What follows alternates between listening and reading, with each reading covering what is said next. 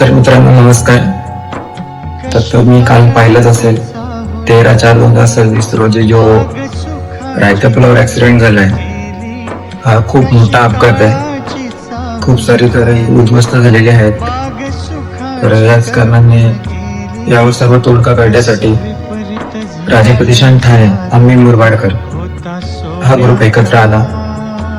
यांनी सर्वांनी ठरवलं की कसं काय करायचं, कारण हे जे सुरू झालंय त्याचं कारण आहे की आपण कोणत्या गाडीनं ट्रॅव्हल करतो.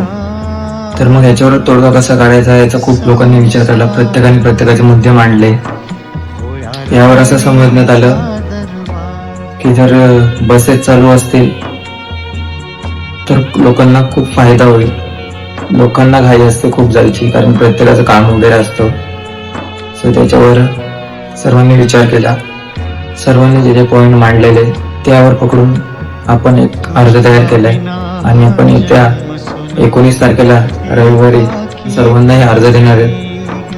मुरबाड डेपो आमदार यांना आपण अर्ज देणार आहे. तर कृपया सर्व मुरबाडकरांनी यामध्ये सहभाग व्हावा ही विनंती.